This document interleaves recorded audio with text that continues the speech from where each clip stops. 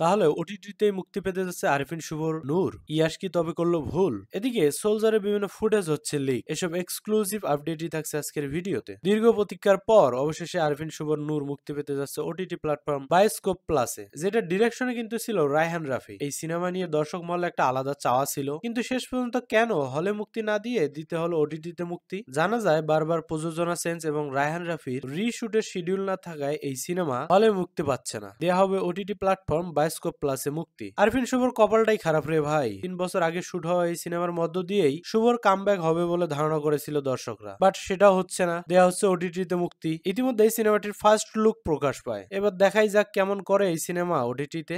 এদিকে কেজিএফ কে তো ইয়াশ কি তাহলে করতে যাচ্ছে ভুল? মানে তার আপকামিং মুভি টক্সিক মুক্তি পাচ্ছে আগামী ঈদ উল ফিতরে। ঠিক একই সময় মুক্তি পাবে সালমান খানের cinema battle of Galwan. Battle of Galwan তো সালমান খানের একটি ড্রিম প্রজেক্ট। এবং শোনা যায় এই সিনেমার শুটের সময় রাজনৈতিকভাবে বাধা পেলেও সালমান খান এই সিনেমায় কোনো ধরনের বাধাই মানেননি। অবশেষে শুট শেষ করে মুক্তির জন্য প্রস্তুতি নিচ্ছেন। তার মানে তো এই সিনেমা নিয়ে সালমান খান ভালোই কনসার্ন। এদিকে ইয়াসের টক্সিক সিনেমা ওয়ার্ল্ড ওয়াইড মুক্তির জন্য ইংরেজিতেও শুট করা হচ্ছে। সো কোনোভাবেই টক্সিককে ছেড়ে কথা বলার অবকাশ নেই। তবে সিনেমা দুটি যদি একসাথে ক্লাসে যায় তবে কোন সিনেমা থাকবে এগিয়ে? সালমান খানের ব্যাটল অফ গালোয়ান নাকি ইয়াসের টক্সিক? আপনার মতামত জানাতে পারেন কমেন্ট বক্সে। এদিকে শাকিব খানের আপকামিং সিনেমা সোলজারের বিভিন্ন ফুটেজ হচ্ছে নেট দুনিয়ায় ভাইরাল। এমনই এক ক্লিপে দেখা যায় শাকিব খান জাতীয় স্মৃতিসৌধের সামনে শুট করছে এবং সিনেমার বিভিন্ন ডায়লগ শোনা যাচ্ছিল।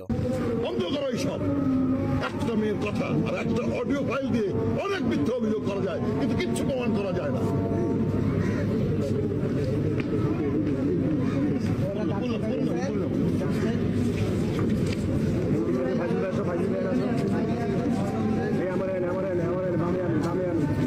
এসব ক্লিপ কি সত্যি সিনেমায় কোনো প্রভাব ফেলবে? এমন মন্তব্যে নেটিজেনরা জানিয়েছে বিভিন্ন প্রতিক্রিয়া। অনেকের মতে হ্যাঁ ভাই, এভাবে মার্কেটিং করা যায় এবং এই ধরনের ক্লিপ সিনেমায় পজিটিভ প্রভাব ফেলবে। আবার অনেকে করছে বিপরীত মন্তব্য। তাদের মতে এসব ক্লিপ দর্শককে সিনেমা সম্পর্কে মোটামুটি একটা ধারণা দেয়। সো এসব ভিডিও ক্লিপ সিনেমায় বাজে প্রভাব ফেলবে। এসব ক্লিপ বেশি ভাইরাল হলে মানুষ সিনেমা হলে গিয়ে সিনেমা দেখবে না। এই বিষয়ে আপনার মতামত কি জানাতে পারেন কমেন্ট বক্সে।